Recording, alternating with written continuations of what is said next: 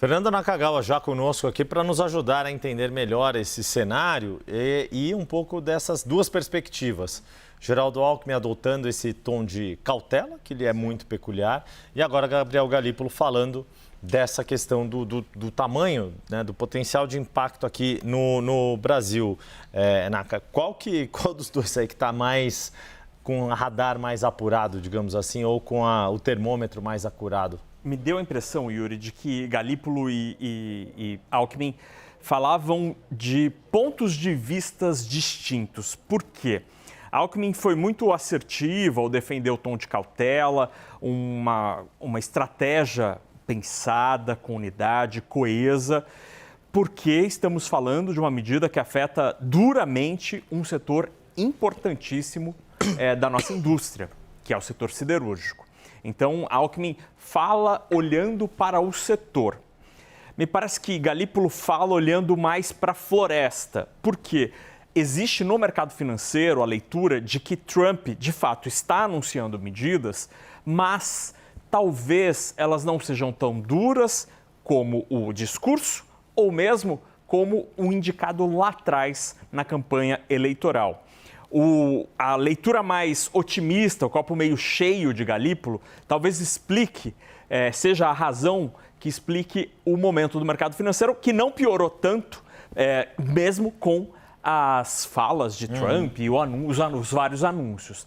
Porque o mercado financeiro está achando, olha, talvez não seja bem assim. Está pagando para ver. Está pagando para ver. Mas o industrial, esse não. Esse está absolutamente em pânico. E o setor siderúrgico aqui no Brasil, especialmente, tem uma preocupação muito grande, Yuri, de que o Brasil, nesse reposicionamento de peças, possa ser invadido, flodado, como diz na internet, por aço importado. Por quê? Se a China não consegue embarcar mais suas bobinas, suas peças e partes de aço e alumínio para os Estados Unidos, eles vão querer vender para alguém.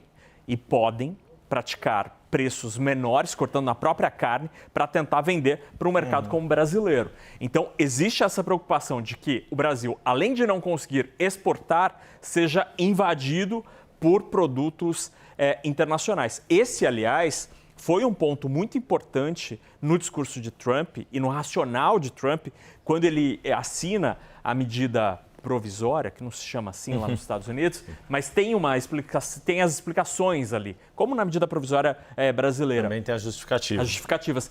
E uma delas é que na América do Sul você teria um aumento bastante expressivo de importações da China, também da Rússia, de aço desses dois países.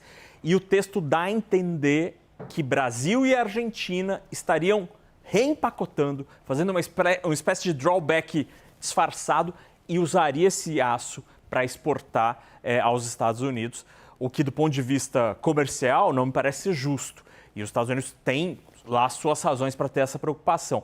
Inclusive nessa explicação de motivos, a primeira de Trump, o texto fala muito mais duramente contra a Argentina do que contra o Brasil.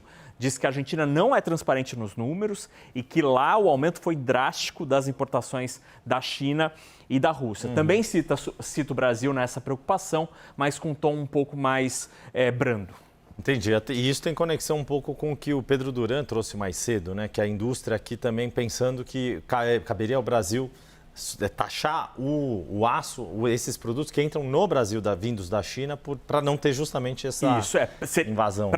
Daí seriam dois efeitos que seriam positivos, entre aspas, para a indústria. Não ter a invasão de aço chinês, aço russo, sei lá, e ao mesmo tempo você mostrar para a Casa Branca, falar assim, olha só, não é chinês ou russo o aço que eu estou vendendo aqui, para você. Tanto que estou aumentando a tarifa de importação destes mercados sobre os quais você desconfia. É isso, tudo entrelaçado ali como se fosse um dominó, uma daquelas filas de dominó. A questão é se os dominós estão caindo ou ficam em pé, e esse é que é o dilema que a gente está vendo nesse momento. Obrigado por enquanto, Fernando Nakagawa.